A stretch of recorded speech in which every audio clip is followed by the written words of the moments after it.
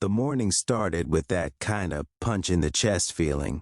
The kind you don't talk about, but, yeah, it sits there anyway. Ethan stood in the school parking lot, hands in his pockets, staring at his old vintage Mustang like it was the last solid thing he still had in his life. The car wasn't shiny. Nope. The paint was faded, the chrome was tired, and the engine coughed every now and then. But to him, that thing was history, grit, and survival rolled together. Single dad. Janitor. Doing whatever he could to keep his kid's world from falling apart. He didn't say much about it to anyone, but yeah, things had been rough for a while. Money tight, long shifts, exhaustion kind of baked into his bones. But he kept going. Because that's what dads like him did. Even when nobody noticed. Across the lot, a blacked-out luxury SUV rolled in. One of those expensive things that already looked like it came with an attitude. Out stepped Valeria, billionaire CEO, single mom, sunglasses on, heels clicking like she owned the ground she walked on. The kind of person who didn't wait for doors. Doors waited for her. She glanced around, bored, like the world was a background prop. Then her eyes landed on Ethan's car. Yeah, that Mustang. Her lip curled. That kind of laugh. Sharp, judgmental, like she didn't even try to hide it. Seriously? She muttered, loud enough for the people nearby. That car is trash. Her son laughed with her. That awkward copycat laugh kids do when they're raised around money and ego and think it's normal. A couple parents chuckled too, trying to look subtle, but nope, not really. The sound hit Ethan harder than it should have. Public humiliation never gets easier, especially when you're already hanging on by a thread. He didn't snap back, didn't yell, just tightened his jaw and nodded to himself like, yeah, all right. He heard it. Inside, though, it stung. Ethan's daughter, Lily, watched the whole thing. Small kid, big heart. She looked up at her dad like she knew he was hurting but didn't know how to fix it.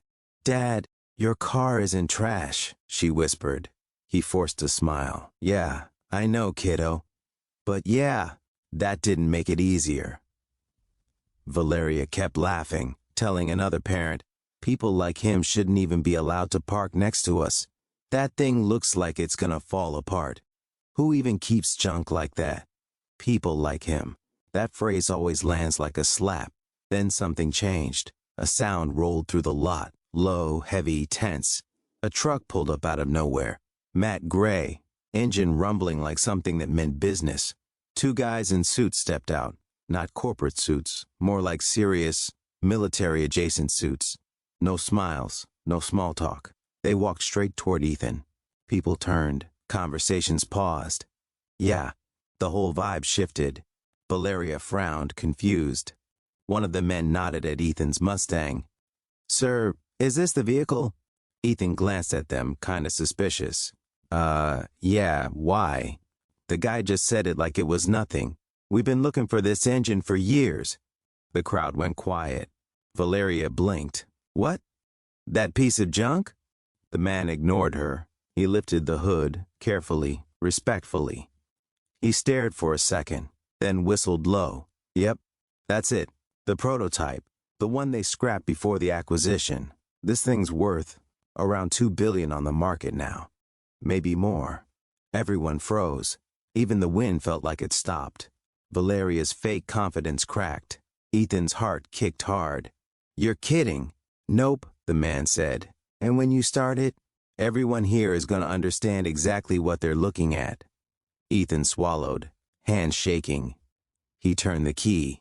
The engine roared, deep, controlled, powerful, not loud for attention, loud because it dominated the space. The sound moved through the parking lot and shut everyone up. Valeria's mouth dropped, and yeah, suddenly that trash car wasn't trash anymore. It was something else, something nobody saw coming. Subscribe if you believe legacies aren't built from wealth, but from courage, love, and the strength to stand your ground when the world laughs at you. That engine didn't just roar, it owned the space.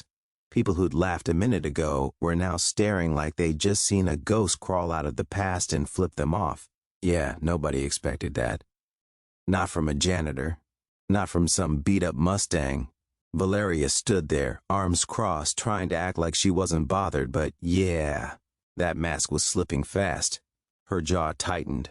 Her kid stopped laughing, suddenly real quiet. Funny how fast energy changes when money isn't on your side anymore. The suited guy leaned closer to the engine like he was looking at a relic. This isn't just rare, he said. This was part of the Titan Motors black-budget R&D project. One-of-one hybrid torque combustion prototype.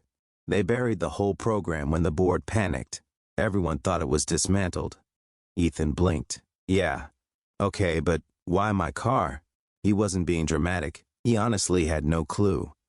The guy nodded. Because your dad worked on it. Everything in Ethan froze. Yeah, that name he never talked about, the one he carried like weight on his back, his father. The man who walked out when Ethan was a kid but left the Mustang behind like some weird apology letter made out of metal and regret. Valeria scoffed. Oh, please, you're telling me this. Janitor's little junkyard project is worth billions? Yeah, right. The man didn't even look at her. Ma'am, Titan offered $10 million just to find the prototype block. Investors would bid 10 times that. He paused. We're not exaggerating. Silence again. The crowd? Yeah. They weren't laughing now. They were calculating, whispering. Respect suddenly costs nothing when money enters the room. That's how people are. Lily squeezed her dad's hand. Dad, is that good? He laughed under his breath. Not joyful, kinda nervous. Yeah, kiddo, I think so. Valeria stepped closer, fake smile back on like she just remembered she knew how to pretend to be nice. Well, looks like I misjudged the car, she said lightly. Maybe it just needed the right perspective. Ethan looked at her, calm, steady, not angry, just done. Yeah, happens. The second suited guy pulled out a case, clicked it open. Inside, documents, contracts, numbers that didn't belong in a school parking lot. Were representatives of a private collector. He's been hunting this engine for 15 years. He'll want to meet you today. Ethan frowned. Yeah, that's kinda sudden, don't you think? The guy nodded. We understand. But the longer this sits public, the more risk. Word travels fast. People do stupid things for money. And yeah, right on cue. Two older men in designer coats standing near Valeria leaned toward each other, whispers, eyes on the engine. That vibe? Predatory. Valeria noticed too, and for the first time, her face tightened not with arrogance, but annoyance, because now she wasn't the center of the universe anymore. So, she said quickly, maybe there's a world where we all benefit. I happen to have connections with Titan's executive board. I could broker something. Help manage negotiations. Translation, she smelled opportunity. Ethan shrugged. Yeah, appreciate it. But nope, she blinked. Excuse me? He didn't raise his voice. Didn't flex. Just told the truth. For years I drove this thing while people laughed. Nobody cared. Nobody helped. And now that it's worth something, suddenly everyone's friendly. I don't need a savior. Her ego took that like a punch. Lily looked proud. The suited man nodded respectfully. We'll arrange secure transport. Ethan hesitated. Yeah, big decisions don't get made in parking lots. But something inside him shifted. Hope. The real kind. Not fantasy, not lottery, just possibility. Then, across the lot, a black sedan rolled in slow, tinted windows, wrong energy. The suited men stiffened. One whispered, we may have company. Yeah, the kind that doesn't clap when someone wins, the kind that takes. The Mustang's engine hummed like it knew trouble was coming. And Ethan? Yeah, he realized real fast. This wasn't just about a car anymore, it was about survival. The black sedan rolled to a stop like it didn't need permission to be there. Doors didn't open right away. They just sat, engine idling, windows dark, like the car itself was watching everyone. Yeah. That kind of silence makes people nervous real fast. The two suited guys shifted positions, blocking the Mustang a little. Protective stance. Not dramatic, just ready. Ethan felt his stomach tighten. He'd seen enough late-night parking lot arguments and debt collector situations in his life to know when the vibe was bad. And yeah, this one was bad. Lily tugged his sleeve. "Dad, who are they?" He kept his voice steady. "Not sure yet, kiddo. Stay close, yeah?" She nodded. Finally, the rear door opened. A man stepped out. Mid-50s, slick hair, expensive coat, expression calm in that cold business way. The kind of guy who never needed to raise his voice. Money usually yelled loud enough for him. Next came another guy. Bigger, thicker, definitely not a conversation person. More of a solve problems physically type. He scanned the area like he expected trouble, or planned to make some. Valeria straightened up real quick, like she recognized the league he played in. Her kids stayed behind her, suddenly not as confident as 5 minutes earlier. The suited representative whispered to Ethan, "Don't talk to him alone." "Yeah, great." Comforting. The man in the coat walked forward, eyes landing on the Mustang like he just found gold buried in plain sight. "Well," he said mildly, "looks like I arrived just in time." The representative's jaw tightened. "Mr. Cade, this is a private negotiation." Cade smiled, polite, fake, razor thin. "Everything becomes public eventually, especially something worth this much." He glanced at Ethan. "You must be the owner." Ethan nodded slowly. "Yeah, that's me." Cade's tone softened. Charming, friendly-like. "You've got something special here. Something I've been trying to locate for a very long time." The rep cut in. "Our client," Cade held up a hand. "Your client is late. I'm here now." Then he turned back to Ethan. "Let's not complicate this. I'll make you an offer. Cash. Today. Clean. No lawyers, no brokers, no headaches." People around them shifted. Cash. Today. The kind of words that mess with a struggling man's head. Ethan felt it. That temptation creeping in hard. Rent overdue. School payments. Medical bills. Groceries. Life. Yeah. Money talks loud when you're tired. "How much?" he asked quietly. The rep looked alarmed. Cade smiled. 20 million. The crowd gasped. Valeria's jaw actually dropped for real this time. Even the air felt heavier. Lily stared at her dad like she didn't fully understand the number, but she knew it meant huge. Ethan swallowed. "That's kinda insane." Cade nodded. "You deserve a break. I respect men who work hard, so yeah, 20. Wire transfer. My team handles everything. Car's gone by sundown and you never worry about it again. Simple, fast. A trap that didn't look like one." The rep stepped forward. "Don't accept that. The engine alone is valued far higher." Cade's big guy moved half a step. Not threatening, but yeah, threatening. Valeria suddenly tried to play nice again. "Ethan, maybe explore more offers first. I could..." He shot her a small look, not rude, just tired. "Yeah. I think I've had enough of people helping me today." She shut up. The parking lot felt like a chessboard now. Everyone waiting for his move. 20 million. Everything fixed overnight. No more scraping, no more long shifts, no more stress carved into his face. But something felt wrong. Too fast, too hungry. He looked at Lily. Her eyes weren't excited. They were scared. "Dad, I don't like him," she whispered. "Yeah, kids see truth fast." Ethan exhaled slowly. "I appreciate the offer," he said, calm, steady, but nope. Cade's smile froze. The rep looked relieved. The big guy didn't move, but his eyes did. Cold, focused. Cade tilted his head. "Maybe you misunderstood." "Nope," Ethan said again.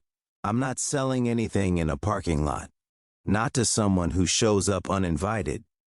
The temperature of the moment changed. Cade's voice dropped, still polite. "Careful, son. Opportunities don't always come back." Ethan shrugged. "Yeah, I'll take that risk." The big guy stepped forward. Just a little. The rep tensed. Valeria backed up. Lily squeezed Ethan's hand tighter. Then, from across the street, another engine growled, stronger, heavier, armored SUV rolling in, different energy, professional, serious. The rep whispered, "Our client's security team." Finally, Cade's smile disappeared completely. Yeah. Now it wasn't a negotiation anymore, it was a standoff. The armored SUV rolled in slow like it wasn't here to impress anyone, just to remind the world that it existed and didn't mess around. Doors opened almost in sync.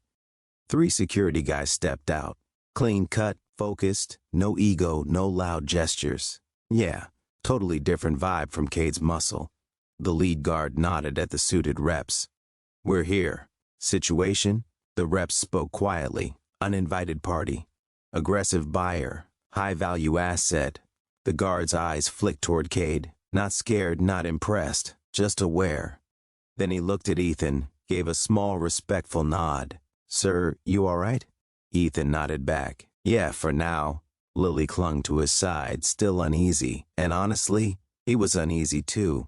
The money talk, the attention, the tension. It was all getting heavy real fast.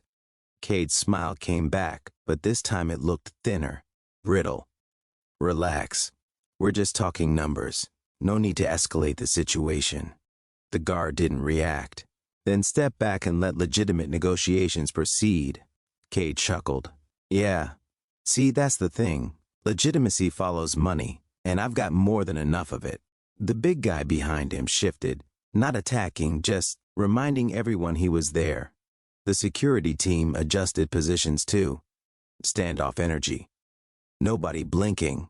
Valeria watched, arms folded, trying to look detached, but she was invested. Not in Ethan, in the tension, the power dynamic, the money floating through the air like oxygen. The rep leaned toward Ethan. We recommend relocating, somewhere private, somewhere safe. Ethan exhaled slowly. Yeah, I'm starting to see why. Cade stepped forward half a step, polite voice, sharp edge underneath. You walk away from me now. Someone else won't be as patient. I'm offering you the clean way out. Don't be stupid. Lily flinched at the tone. That was enough. Ethan straightened up, not trying to look tough, just choosing a line he wasn't gonna cross. Listen, I've been called stupid my whole life by people with nicer shoes than me, but I don't sell my life choices to a guy who talks like he owns people. Cade's eyes hardened. There it was, the real face. The guard stepped slightly in front of Ethan. Sir, please return to your vehicle for now. Ethan nodded and guided Lily into the Mustang. He kept the door open, just in case, but yeah, he felt safer inside the car than standing exposed. Cade's big guy muttered, This is gonna get messy. Cade didn't respond. He was watching Ethan, studying him like he was a bad investment that refused to behave. Then he sighed. Fine. We'll play this your way. For now. He snapped his fingers. His driver opened the sedan door. But before getting in, Cade leaned closer, just enough for his voice to carry. Just remember something, he said quietly. Money doesn't chase people. People chase money. And sooner or later, you'll come looking for me. He got in the car, door closed, engine idled for half a second. Then the sedan rolled away. The tension didn't vanish.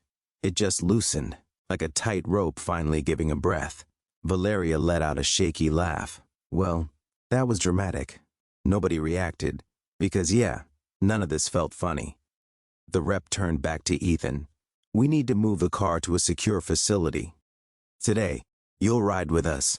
Ethan hesitated. Yeah, I've got a shift in an hour. The guard shook his head. Trust me, this is more important than a shift. That hit hard. Because leaving the job, that wasn't how his world worked. Bills don't wait, but danger doesn't either. Lily whispered, Dad, please, let's go. And that settled it. He nodded. Yeah. Okay. The guard stepped aside, motioning toward the convoy. Ethan looked at the Mustang, the car he'd driven through broke mornings and tired nights, the thing people mocked, the thing he held on to when everything else fell apart. Yeah, life just flipped upside down. Again. He turned the key. The engine growled, strong, controlled, powerful, like it was finally being heard after years of being ignored. They pulled out of the lot, leaving behind the whispers, the stares, and the billionaire who'd called it trash. But Ethan had no idea. This wasn't the end of the chaos. It was just the start of something bigger, something way more dangerous than money. The convoy rolled through the city like something out of a low-key heist movie. Mustang in front, security SUV behind, reps in another car up ahead. Ethan kept both hands on the wheel, jaw tight, eyes on the road, like if he blinked too long, all of this would disappear and he'd wake up back in his tiny apartment with nothing but bills and a tired back. Lily sat in the passenger seat, quiet, hugging her backpack. Yeah, she was processing too. Kids don't always talk when they're scared, they just think. You okay? Ethan asked softly. She nodded. Kinda, I just don't like those men. Yeah, me neither. He wasn't gonna pretend, he wasn't gonna lie. The world already did enough of that to her. They pulled into a gated industrial complex. Clean, quiet, private. Big warehouse, cameras everywhere, the kind of place that said, yeah, we take things seriously here. The gate slid shut behind them. Lily exhaled like she'd been holding her breath the whole drive. The rep directed them toward a bay door. Mechanics in black uniforms waited. Not greasy shop guys, more like engineers who probably corrected people for calling parts by the wrong name. Ethan shut off the engine. The silence hit weird. After all that noise and adrenaline, stillness almost felt louder. Stay close, he told Lily. Inside the facility, the car rolled onto a lift platform. The engineers circled it like surgeons prepping for an operation. Respectful, careful. Yeah, totally different energy from the people who laughed about it that morning. One of them smiled faintly. You took care of this better than most collectors take care of modern cars. Ethan shrugged. Yeah, didn't have money for fancy repairs. Just patience. The guy nodded like that meant more than money ever could. The rep placed a tablet on a metal table. Contracts, terms, words that usually don't live anywhere near janitor paychecks. We're prepared to offer an advance today, he said calmly. Full amount processed after technical verification. Ethan frowned. Advance? Like how much? 200,000. Immediate wire. His head spun for a second. 200,000. That wasn't just money, that was breathing room. Rent gone, debt gone, future, possible. He looked at Lily. She smiled a tiny bit. We could get a nicer apartment, with windows that don't leak when it rains. Yeah, that hurt in a good way. But Ethan didn't touch the tablet yet. Before I sign anything, he said slowly, I want straight answers. No suits, no sales pitch, just truth. The rep nodded. Fair. Who owns this? Who wants it? And what happens to me after this deal? The engineers paused. Yeah, that was the real question. The rep sighed. The collector isn't a corporation, he's a private fund, old money world, quiet, powerful. He doesn't want the fame, just the innovation. So he hides it? Ethan asked. Not hides, the rep said. Preserves. Ethan didn't fully buy it, but yeah, at least it sounded less shady than Cade's vibe. Then one of the engineers looked up. You should see this. They gathered around a monitor. The engine's internal data showed logs, timestamps, development signatures, and a name. Ethan's father signed into the project. Over and over, Lily whispered, Grandpa. Ethan felt something crack inside. Not anger, not forgiveness, just truth. The engineer scrolled to a final line, a handwritten note in the system memo. If this ever reaches my son, I hope he builds a better life than I did. Ethan closed his eyes. Yeah, that hit deep. For a second, the room didn't feel like a lab. It felt like a conversation between past and future. Except, yeah, not poetic, just real and heavy and unfair. The rep cleared his throat. This changes the valuation. It proves originality and stewardship lineage. Meaning? Ethan asked. Meaning the advance shouldn't be 200,000. He hesitated. It should be 5 million. Ethan just stared. Lily grabbed his arm. Dad. Yeah. Everything just changed again. Before he could react, one of the security guards rushed in. Sir, we've got movement on perimeter cameras. The screen switched. Black sedan. Same one. Cade. He wasn't done. He wasn't leaving. He'd followed them. The guard's jaw tightened. He brought more men. Ethan's heart kicked hard. Yeah, the money wasn't the danger anymore. People were. And this time, Running wouldn't fix it. The warehouse lights suddenly felt brighter, not comforting bright, more like interrogation bright. Everyone moved with purpose now. Engineers backed away from the Mustang. Security tightened their formation. Yeah. The vibe flipped from cool discovery to immediate threat in seconds. The guards zoomed in on the perimeter feed. Cade's sedan stopped outside the gate, but this time, yeah, he didn't come alone. 2 more cars pulled up behind him. Dark windows, wrong posture. Guys stepped out slow, spreading out like they'd done this kind of thing before. Lily grabbed Ethan's sleeve. "Dad." He put his hand over hers. "Yeah, I'm here." Truth? He was scared too. But he didn't let it show. Parents don't get that luxury. The rep muttered, "How the hell did they track us here?" One of the engineers answered without looking up. "If he's tied to Titan's shadow investors, he has contacts everywhere. Money buys eyes." Great. Exactly what Ethan didn't want to hear. The head guard spoke calm, controlled. "We lock the building. Move everyone away from exterior walls. Nobody opens that gate." He looked at Ethan. "Sir, you and your daughter stay behind us at all times. No arguments." Ethan nodded. "Yeah, got it." But inside, he hated feeling helpless. He'd spent his whole life handling problems alone. Broken cars, broken bills, broken nights. But this wasn't a flat tire or a late payment. This was danger with legs. Outside, Cade stepped forward like he owned the planet, hands in his coat pockets. Calm, annoyingly calm. He looked straight at the security cameras, like he knew Ethan was watching. "Let me in," his voice echoed through the intercom. "We're gonna talk like civilized adults." The guard killed the audio. "Yeah, nope," he muttered. Cade's men spread wider. One of them tapped the gate with his knuckle, testing metal like he was measuring how stubborn it was. Lily's voice shook. "Why won't he leave us alone?" Ethan swallowed. "Because some people don't like losing. And Cade? Yeah, he was one of those people." The rep whispered, "We should call law enforcement." The guard shook his head instantly. "They'll be gone before anyone gets here. And if they see flashing lights, this turns into a chase. Bad for everyone." "So what do?" Ethan asked. The guard glanced at him. "We outweight him, or we outthink him." Then the intercom clicked again, even though nobody turned it back on. Cade's voice slid through the speakers like oil. "You think hiding behind steel doors makes you safe?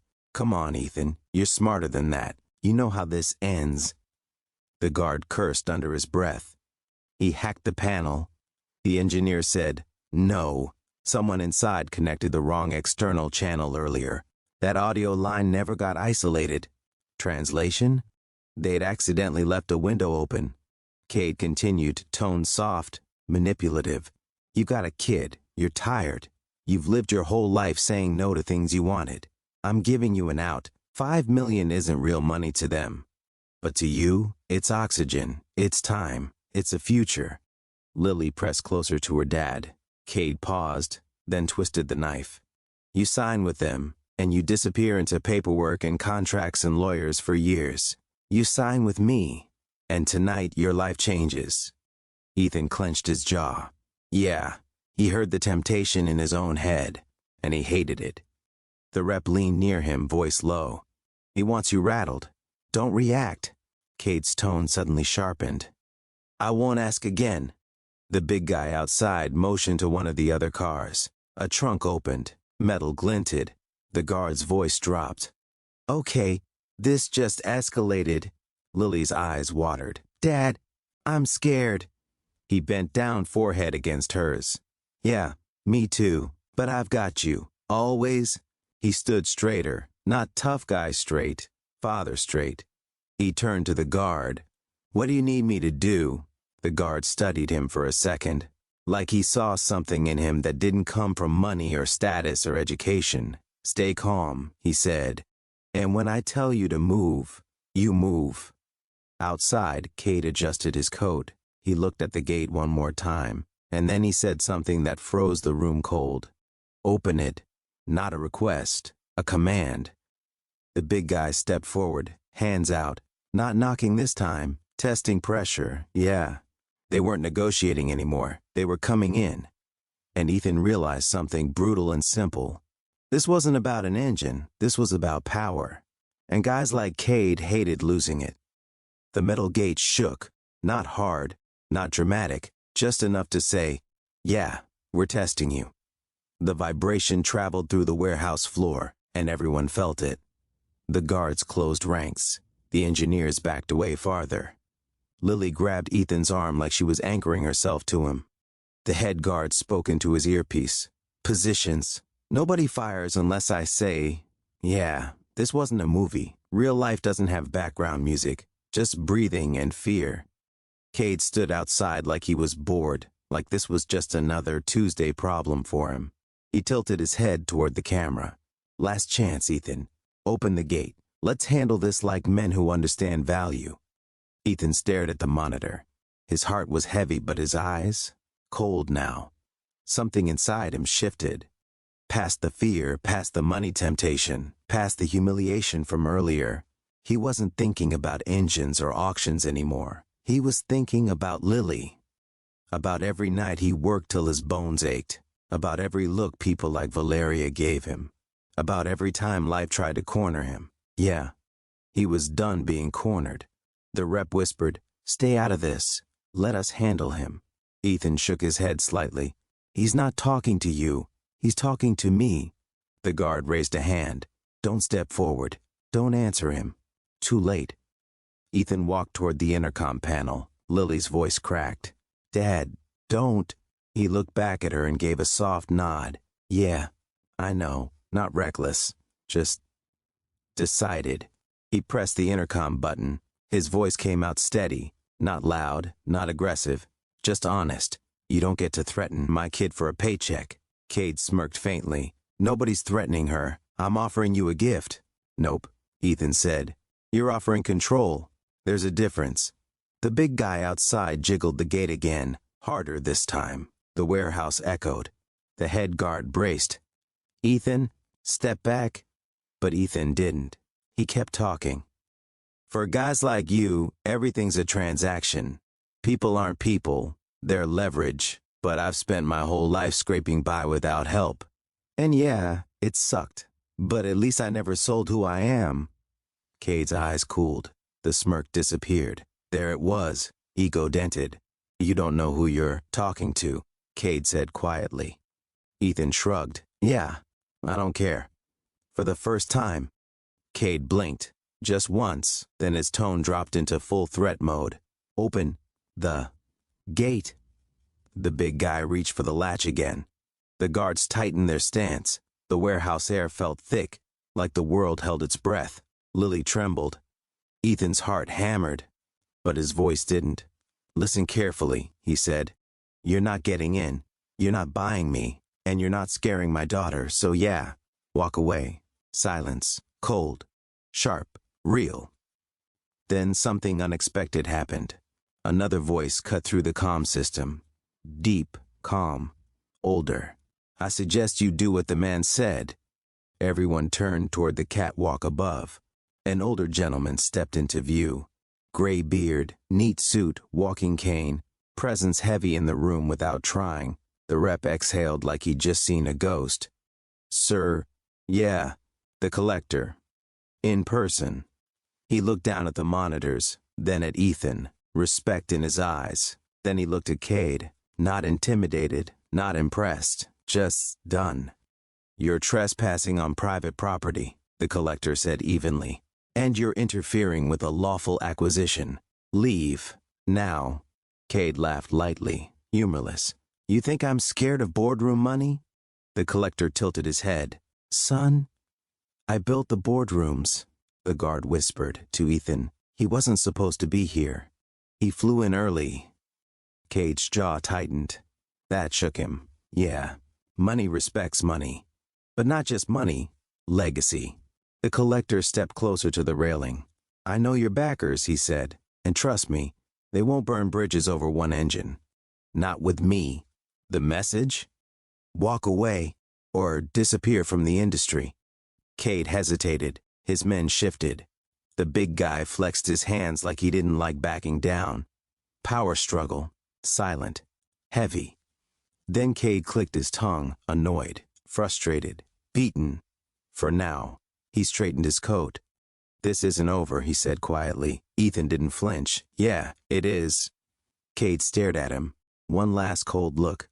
Then turned. He got into a sedan. His men followed. Engines started. Cars rolled away. No chase, no shouting, just tension dissolving like smoke. Lily burst into tears and hugged Ethan tight. He wrapped his arms around her, relief crashing through him like a wave he'd been holding back all day. The guard finally breathed. Situation clear. The engineers relaxed. The rep leaned on the table like his knees forgot how to work. The collector walked down the stairs, slow but steady, eyes still on Ethan. "You defended more than a car today," he said quietly. "You defended yourself." Ethan nodded, exhausted. "Yeah, felt like it," the collector smiled faintly. "But now," he added, "we talk about what comes next." We to warehouse finally felt quiet. Not empty quiet, just that heavy kind of silence that shows up after chaos leaves the room. The collector's team slowly went back to work. The guards eased their stance. Yeah, everyone was still wired, but at least nobody was waiting for a gate to break anymore. Ethan sat on a metal bench with Lily beside him. She was still holding his arm like she wasn't ready to let go yet. Honestly, he wasn't ready either. The collector walked over. Calm, steady presence that didn't need to announce itself. He stopped in front of Ethan and gave a small nod. "You handled yourself with courage," he said.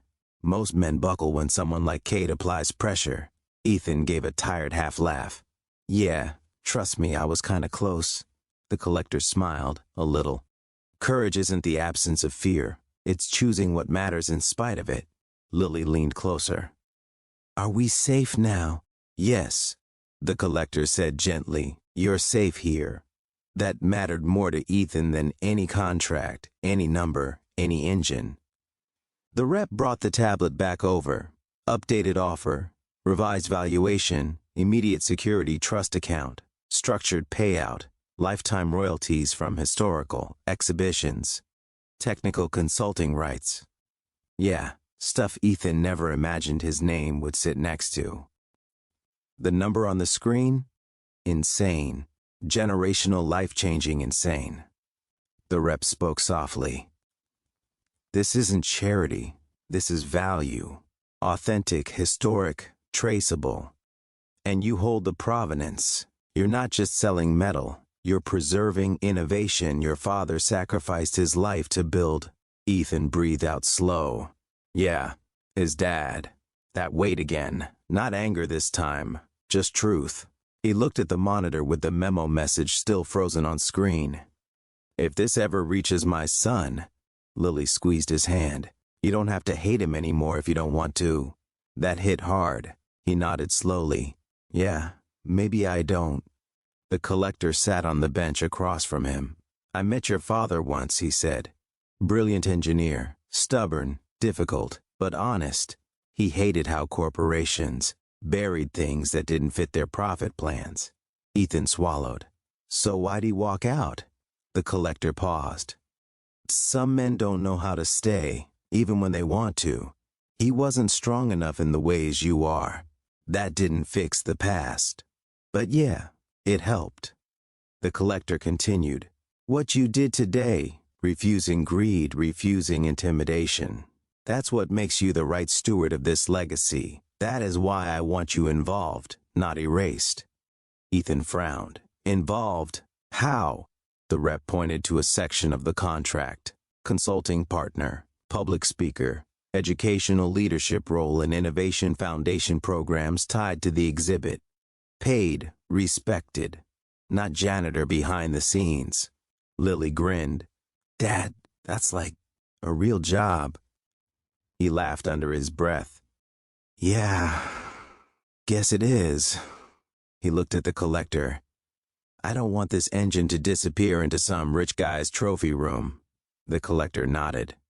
"It won't. It will live in museums, universities, and engineering institutes. Kids will study it. dream because of it.